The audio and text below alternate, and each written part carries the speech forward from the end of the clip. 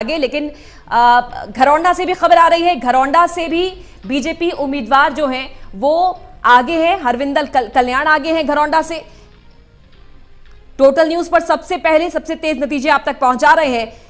83 सीटों का रुझान सामने आ चुका है, जिसमें भारतीय जनता पार्टी जो है वो 44 सीटों पर आगे बढ़त बनाए हुए है। सुजीत जी जुड़े हुए हैं लगातार। सुजीत जी, घरौंडा से बीजेपी आगे। बीजेपी जो है वहां से हरविंदर कल्याण है, मौजूदा विधायक, अभी दूसरी बार वहां से बीजेपी ने मौका दिया है हरविंदर कल्याण को, और वो अब इस समय आगे चल रहे हैं। उनको जो है अभी 49.67% मत मिल रहे हैं।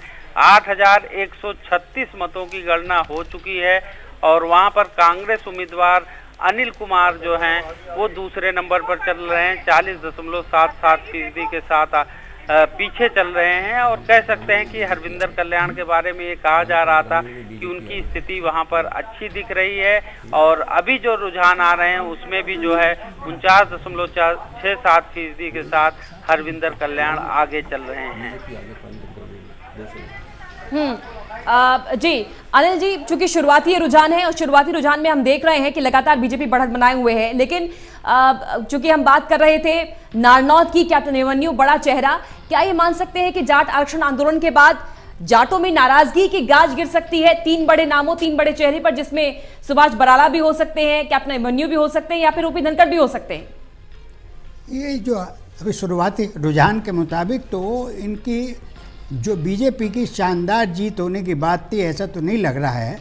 ये 50-55 के बीच में इनके रहने की बात है। और जो आपने जाट वाली बात कही, तो हरियाणा में polarization Jat versus non Jat तो हो ही रहा है। और इनके जो तीनों बड़े नेता हैं जो आपने नाम लिए हैं, इन तीनों का पिछड़ना जो है, या इनमें से एक का अभी जैसे सामने आया है, और उनका जो बाकी 2 भी वो कड़ी स्थिति में हैं, तो ऐसा लग रहा है कि पोलराइजेशन पूरी तरह हो रहा है, और उसका फ़ायदा कांग्रेस को होगा या उसका फ़ायदा बीजेपी को होगा, ये बात अब है देखने की। अब 23 और 7 कांग्रेस की और 7 उनकी हैं, तो 30 सीट, इसका मतलब मुकाबला तो कड़ा हो ही रहा है। तो इसमें अभी, लेकिन जो शुरुआती रुझान हैं अक्सर वही रहते हैं, उसमें बाद में कोई बहुत रुझान रहते हैं, ये वही रहते हैं अक्सर। थोड़ा बहुत जो तब्दील होगा वो होगा। बहरहाल 83 विधानसभा सीटों का रुझान आपके सामने, और रुझान में बीजेपी लगातार बढ़त बनाए हुए है।